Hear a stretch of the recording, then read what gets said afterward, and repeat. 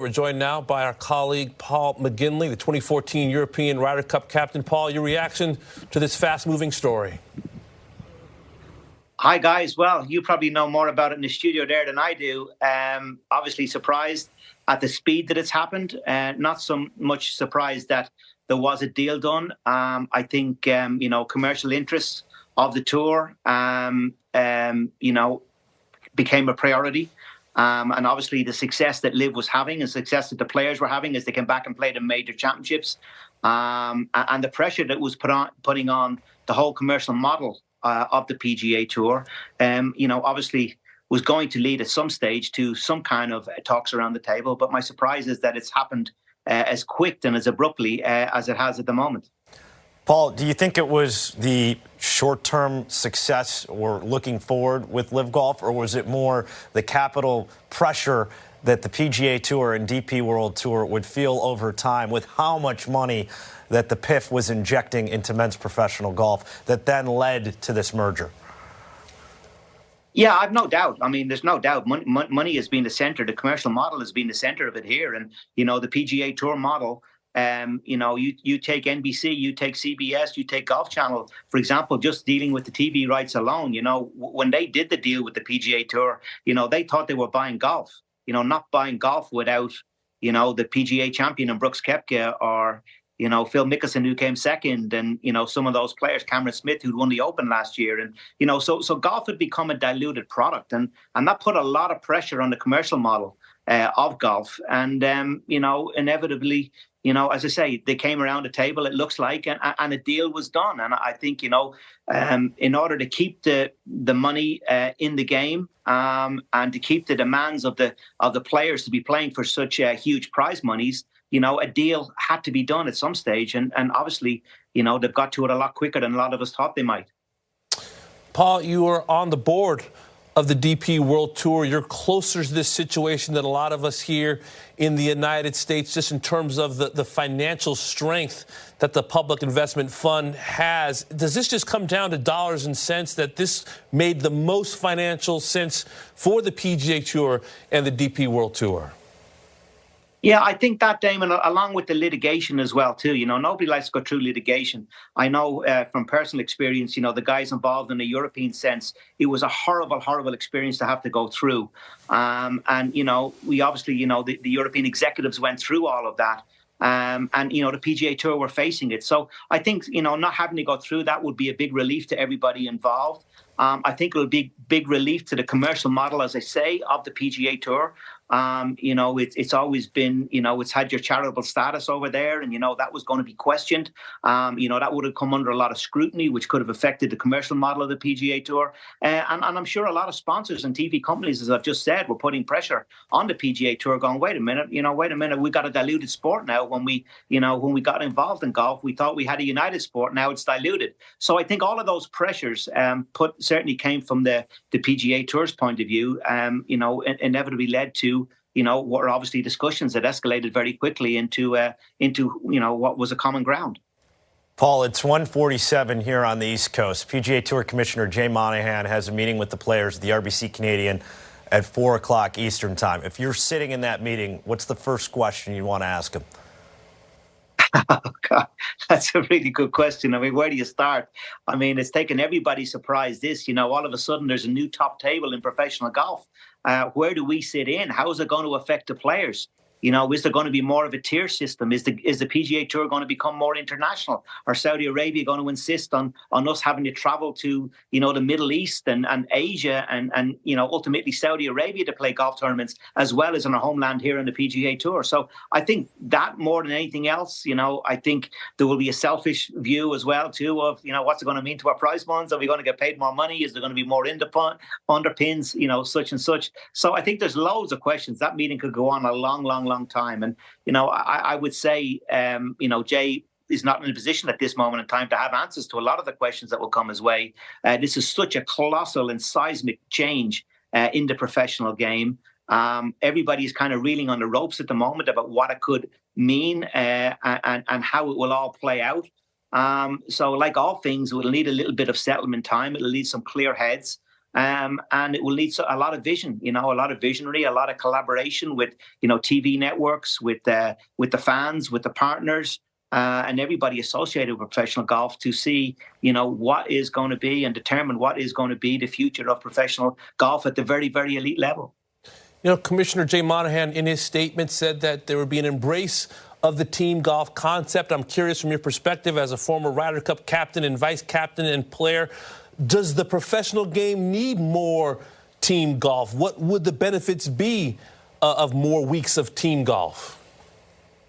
Yeah, I don't know, Damon, the answer to that one. Obviously, the Ryder Cup is certainly out there on its own. The President's Cup is there as well, owned by the PGA Tour. Is that going to evolve into something different maybe going forward? I don't know. Is there going to be some kind of a mixed golf as well, too, which, golf is certainly ripe for that kind of element if we're going to have that with men and ladies.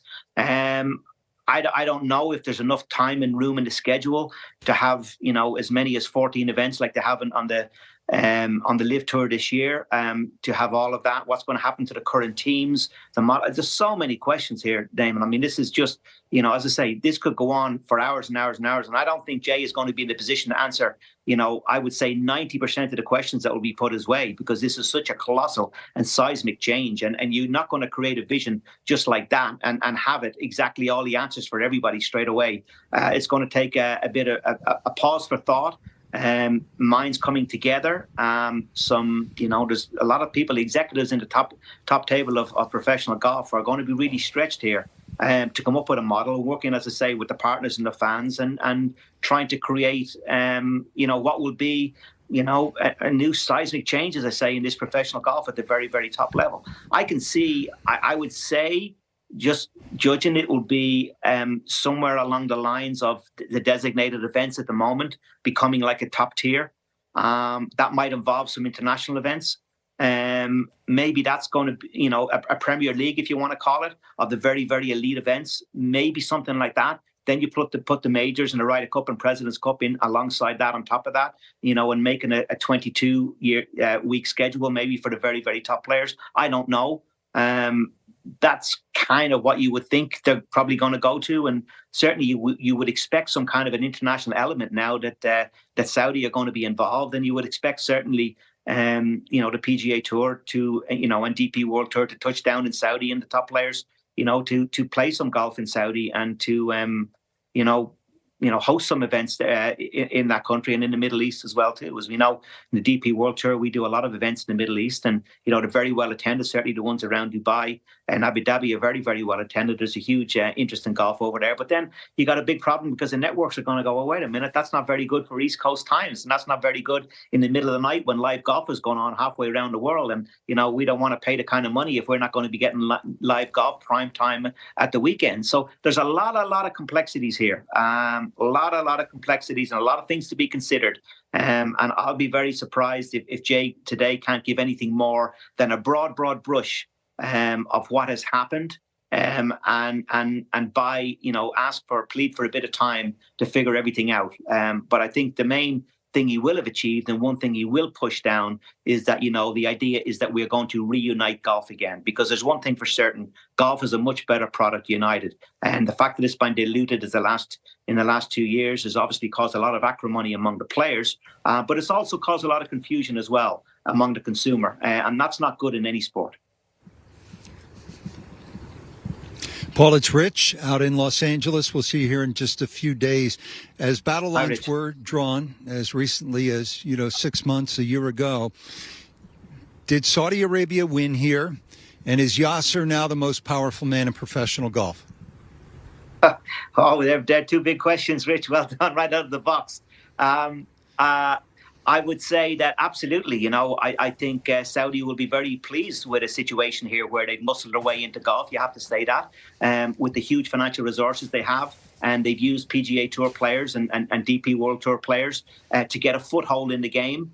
They caused a lot of disruption in the game. And they got to a stage that forced the PGA Tour to come to the table and the DP World Tour and do a deal with them. So, yes, you'd have to put that down as a win for Saudi. But, as I said to you before on the set, Rich, there's a lot of very, very clever people. Certainly, I can speak from experience in the DP World Tour board, as well as the PGA Tour board. There's a lot of clever people in there that don't get pushed around too easily.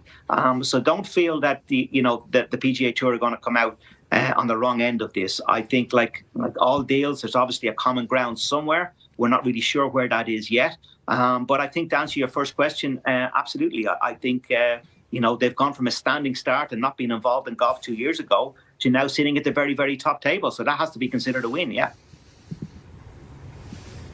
Paul, we value your counsel, your years of experience in the game, and the wisdom you now carry.